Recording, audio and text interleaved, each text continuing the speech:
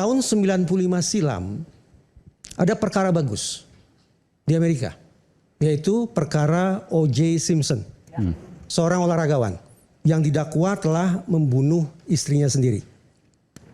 Kita bisa bayangkan bahwa di ruang sidang itu, jaksa tentu berbekal hasil kerja penyidik membawa hasil uji forensik.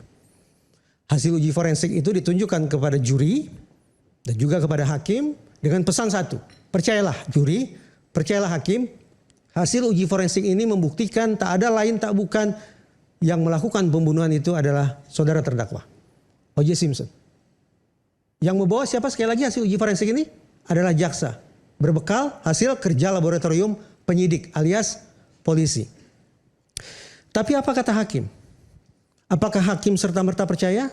Hakim justru pada persidangan itu memberikan kesempatan kepada pihak terdakwa yaitu O.J. Simpson dan penasihat hukumnya. Coba kalian lakukan cross examination terhadap barang bukti itu. Berbulan-bulan saya sempat berbincang dengan Dr. Tifa, dengan Mas Roy, dengan Bang Rismon, dengan Bang Rifai, penasihat hukum Pak Jokowi, dengan Bang Yakub juga kami undang ke Madilog, sayang beribu sayang. Jangankan menolak, menggubris pun tidak, itu sangat kami sesalkan. Tapi persoalannya adalah begini. Siapa yang undang, sorry? Bang Yakub. Oh, Bang Yakub, ya, PH-nya Pak Jokowi. Sebetulnya kami juga. Tapi belum berkesempatan untuk hadir. Beliau tidak merespon saat itu. Tidak merespon, oke. Tapi ada Bang Rifai, alhamdulillah paling tidak sudah ada penyimbang. Oke. Begini, dari perbincangan dengan orang-orang yang saya hormati ini, saya menganggap sebetulnya ini bisa menjadi topik yang pelik sekaligus asik untuk dibikin panjang. Ijazah ini? Sepanjang tetap berada dalam koridor diskusi saintifik. Oke. Dan wajib untuk kemudian terus dikawal? Terus. Tapi saya terperanjat begitu kemudian kasus atau topik ini berbelok tajam menjadi persoalan hukum. Kenapa? Tanpa maksud saya untuk pro atau kontra, saya khawatir. Kalaulah ada ilmuwan yang masuk penjara, apakah itu akan memunculkan efek trauma bagi ilmuwan-ilmuwan lain untuk melakukan penelitian ke depan? Saya tidak berpretensi untuk meramal bahwa nama-nama ini akan masuk penjara, tetapi sebagai manusia saya tidak bisa memungkiri munculnya imajinasi horor sedemikian rupa gitu ya. Nah, lantas bagaimana mengatasinya? Karena masalah ini sudah kadung sampai di kantor polisi dan hitung-hitungan saya mediasi sepertinya sudah jalan buntu, tersisa satu jalan yaitu litigasi. Kalau litigasi maka sudah akan ada orang yang duduk di kursi terdakwa. Kalau vonis hakim mengatakan terbukti sah dan meyakinkan, bersalah dan seterusnya, apa boleh buat status terdakwa akan berubah menjadi terpidana. Tapi saya ingin mengirim pesan kepada Bapak Ibu yang mulia para hakim. Hitung-hitungan saya ini masuk ke persidangan Mas Ahmad. Jadi masuk persidangan? Masuk persidangan. Hitung-hitungan saya ini akan masuk persidangan. Oke. Sehingga izinkan saya untuk menyapa dengan segala hormat Bapak Ibu Hakim. Begini. Tahun 95 silam ada perkara bagus di Amerika, yaitu perkara O.J. Simpson, seorang olahragawan yang didakwa telah membunuh istrinya sendiri. Kita bisa bayangkan bahwa di ruang sidang itu, jaksa tentu berbekal hasil kerja penyidik membawa hasil uji forensik. Hasil uji forensik itu ditunjukkan kepada juri dan juga kepada hakim dengan pesan satu. Percayalah juri, percayalah hakim, hasil uji forensik ini membuktikan tak ada lain tak bukan yang melakukan pembunuhan itu adalah saudara terdakwa, O.J. Simpson. Yang membawa siapa sekali lagi hasil uji forensik ini adalah jaksa. Berbekal hasil kerja laboratorium penyidik alias polisi. Tapi apa kata hakim? Apakah hakim serta-merta percaya? Hakim justru pada persidangan itu memberikan kesempatan kepada pihak terdakwa yaitu O.J. Simpson dan penasihat hukumnya. Coba kalian lakukan cross examination terhadap barang bukti itu. Setelah dilakukan pemeriksaan tandingan atau cross examination oleh pihak terdakwa, maka berikutnya kepada juri dan kepada hakim diperlihatkan dua versi uji ilmiah. Satu versi dari pihak jaksa, satu versi dari pihak terdakwa.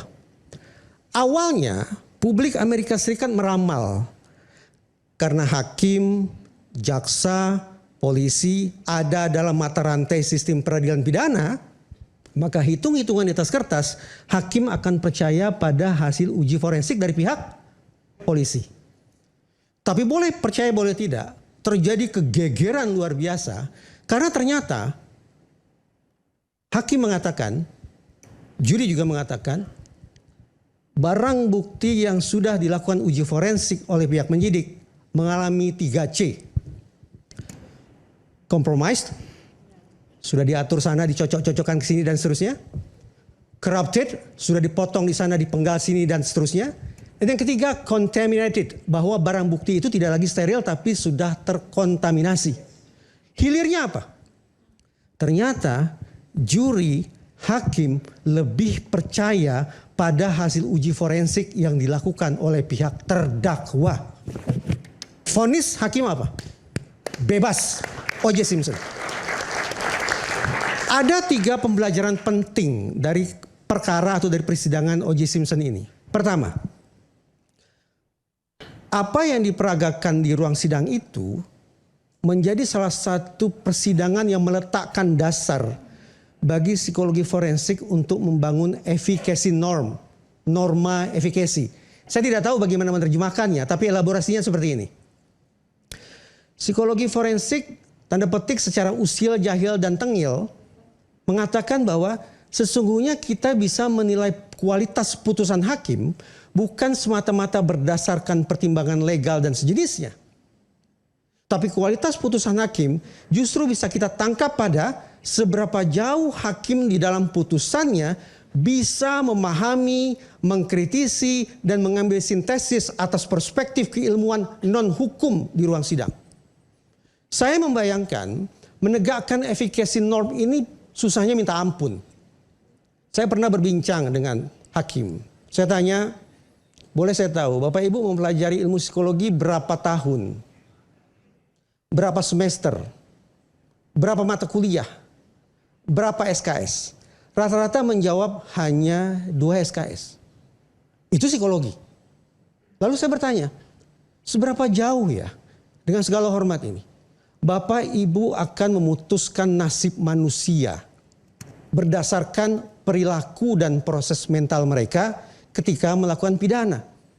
Tapi dengan pemahaman dan pelajaran psikologi yang hanya 2 SKS, seberapa jauh Bapak Ibu hakim akan bisa memahami kompleksitas perilaku dan proses mental orang yang melakukan pidana?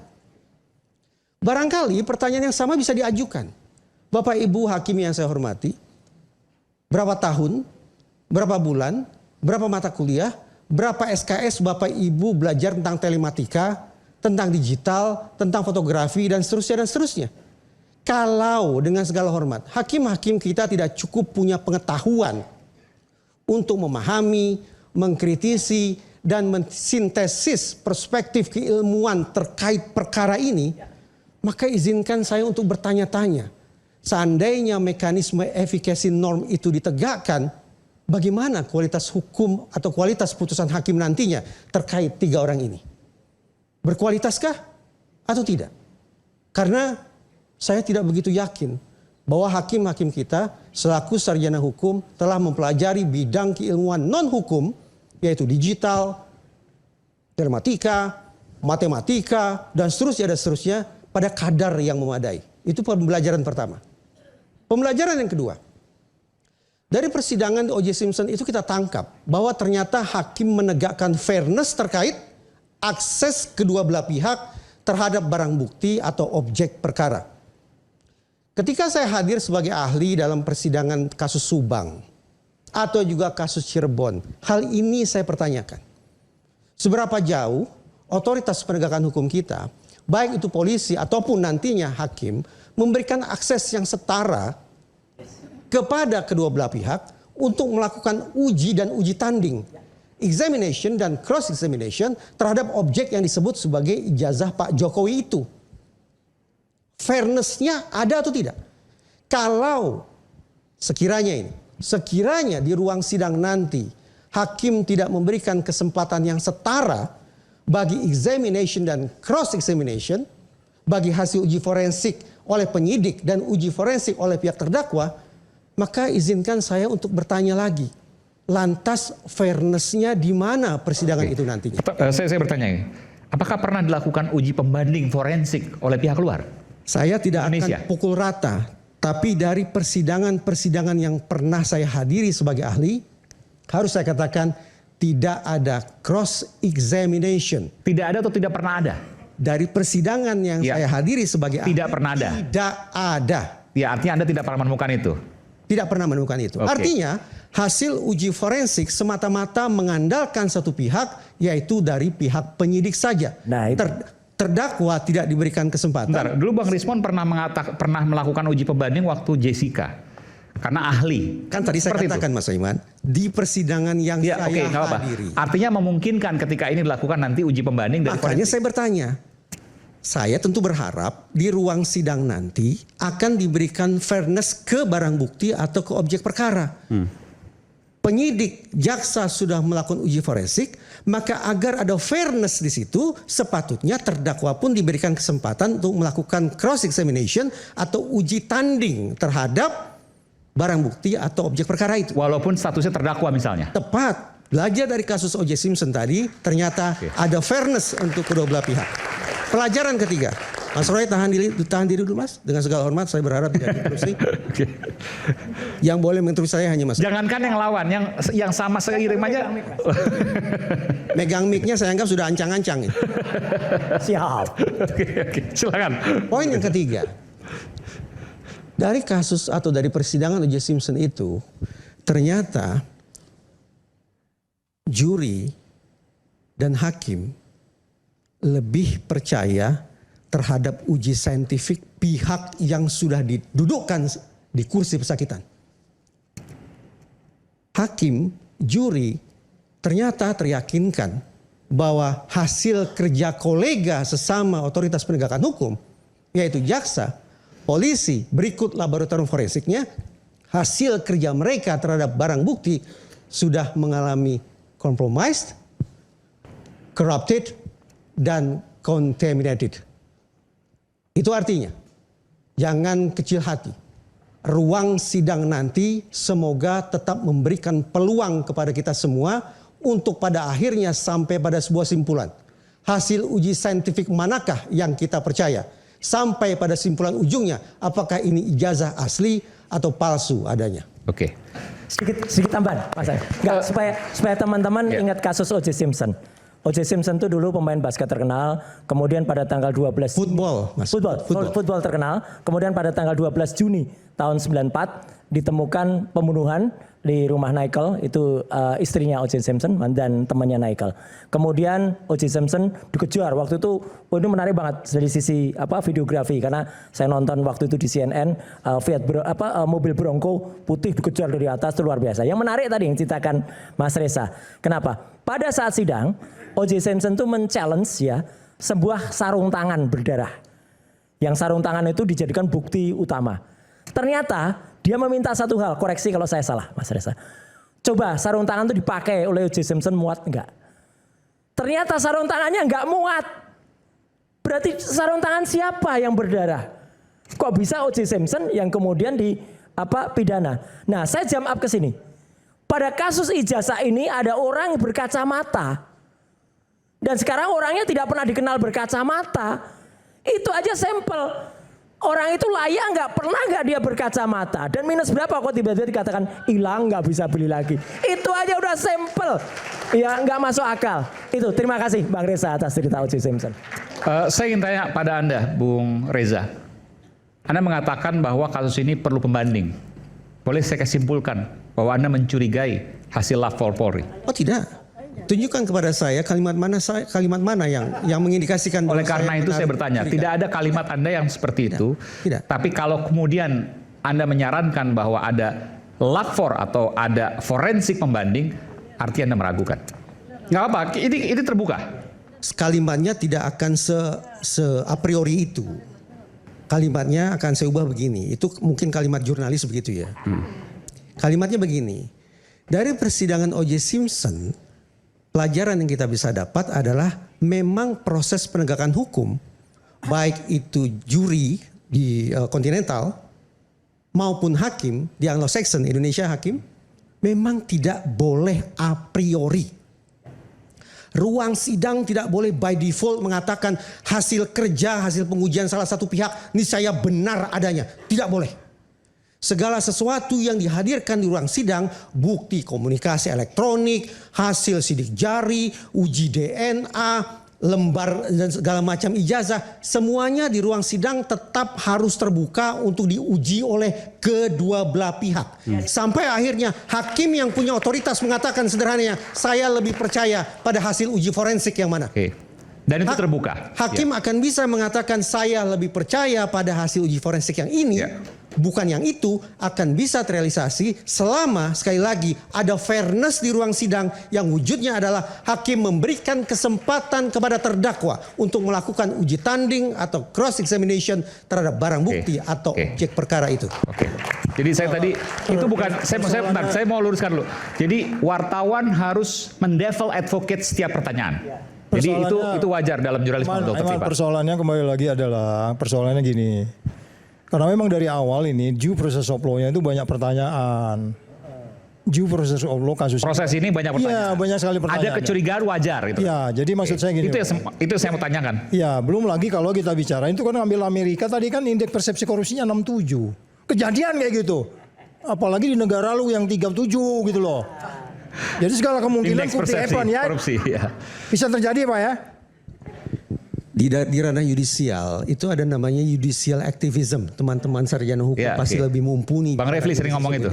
Judicial activism. Saya pikir apa yang saya kemukakan barusan dengan belajar dari perkara di kasus atau persidangan O.J. Simpson, ada sebuah inovasi yudisial yang bisa ditegakkan. Kalau di sana bisa, mari kita cek seberapa jauh hal yang sama dipraktekkan di Indonesia. Saya tanya tadi, pertanyaan saya sama seperti yang kemudian saya tanyakan ke Dr. Tifa. Kalau seandainya lapor menyatakan ijazah Pak Jokowi, ijazah yang diklaim milik Pak Jokowi itu, yang dipegang oleh Pak Jokowi, identik dengan ijazah pembanding ada 13 yang lain.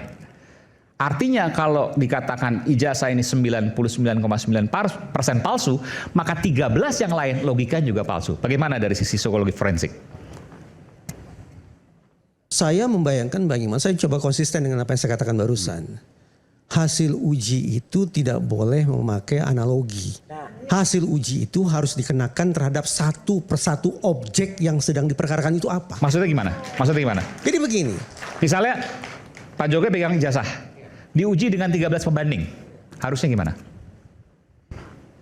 Anggaplah ada objek yang disebut sebagai ijazah Pak Jokowi satu, dan ada 13 objek lainnya disebut sebagai ijazah mungkin teman satu angkatan dengan Pak Jokowi atau semacam itu. Saya akan konsisten dengan mengatakan begini. Yang mengatakan bahwa satu objek ini identik sama dengan 13 objek lainnya siapa? Siapa yang mengatakan itu? Hasil lapor menyatakan identik. Hasil lapor, silakan. Tetapi belajar dari perkara atau persidangan O.J. Simpson, satu poin. 1 plus 13 sudah diuji oleh laboratorium forensik milik Mabes Polri, silakan berikan kesempatan kepada para terdakwa untuk juga menguji 1 plus 13 objek yang sama. Jadi maksudnya ini penting nih. Jadi 13 pembanding itu harus dibuka dan diberikan kesempatan pada terdakwa untuk mengujinya. Tepat. Itu wajib dilakukan. Fairness ke akses terhadap barang bukti atau terhadap objek perkara harus dibuka bagi kedua belah pihak agar persidangan tidak menjadi sebuah proses yang a priori. Oke, kita bicara selanjutnya. Proses itu dilakukan pada saat penyidikan sekarang, pada saat penuntutan atau pada saat persidangan. Sejatinya saya berharap bahwa di tingkat penyidikan pun akses itu sudah dibuka bagi kedua belah pihak. Oke, terbuka bagi kedua belah pihak. Jadi diberikan akses kepada kedua belah pihak. Jadi bukan hanya diperlihatkan, tidak boleh dipegang, tidak boleh diraba, itu dan 13 lainnya kemudian tidak dibuka. Itu merupakan uji saintifik, Mas Aiman. Kalau sebatas melihat dari jarak setengah meter kah, 1 meter kah, pakai kacamata kah atau tidak, itu menurut saya yang awam ini itu bukan uji. Jadi pada waktu gelar perkara khusus harusnya 13-nya dibuka, 1-nya dibuka dan boleh dilakukan uji forensik atau uji lapor sendiri. Fairness akses terhadap barang bukti atau objek perkara itu harus berlangsung semestinya dari hulu sampai hilir. Tapi apa boleh buat? Maka tadi Anda katakan saya tidak percaya pada keduanya karena ini mata. Ya, Karena mengandalkan penginderaan awam belaka. Yang kemarin dilakukan penunjukan tidak bisa dilakukan apa-apa, tidak bisa ditarik kesimpulan apa-apa. Saya memilih untuk tutup telinga saja terhadap apapun yang dikatakan oleh siapapun terkait dengan apa yang dilihat kemarin. Karena itu bukan uji saintifik. Tidak uji saintifik.